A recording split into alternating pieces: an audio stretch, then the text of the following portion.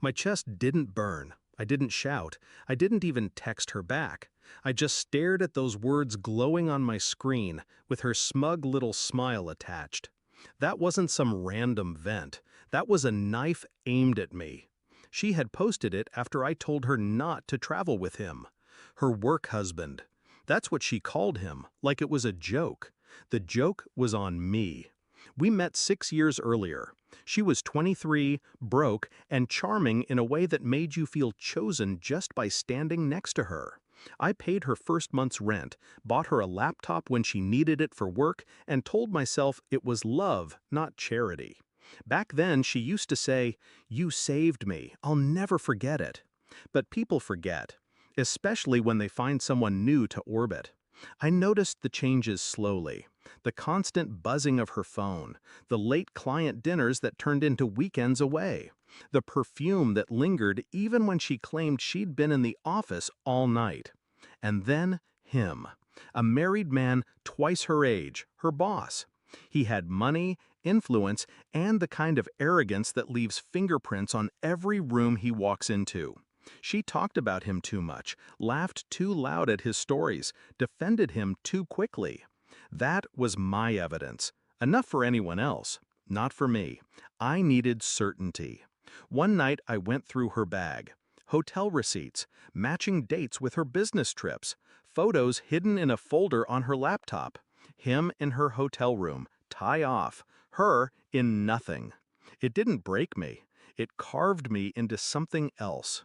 She thought she'd humiliated me with that post. She thought she'd branded me insecure, controlling, the kind of man who owns women. So I left, quietly. No fight, no warning. Just walked out of her life and let her think she'd won. What she didn't know was that I'd already been planning. Her boss had everything to lose. A wife, 2 kids in private school, a reputation built on being the family man at corporate events. I didn't need to expose him publicly. That would have made her a victim too. No, I wanted her isolated. I compiled everything, screenshots of their messages, the photos, the receipts. I organized it like a prosecutor building a case. And then I slipped it neatly into an envelope and mailed it to the only person guaranteed to use it like a weapon, his wife. The timing was surgical. I waited until the night before their business trip. She had packed, smiling at me like I was invisible, dragging her suitcase across the floor. I didn't stop her. The next morning, I was gone. My clothes, my keys, even my toothbrush. All she had left was that post online, bragging about her freedom.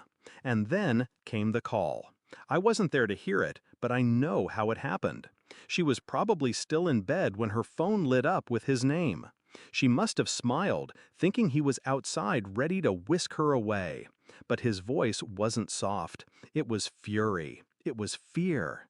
Dear God, what did you make him do? Because by then, his wife had seen everything.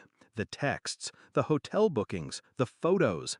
The empire he built on family values collapsed overnight.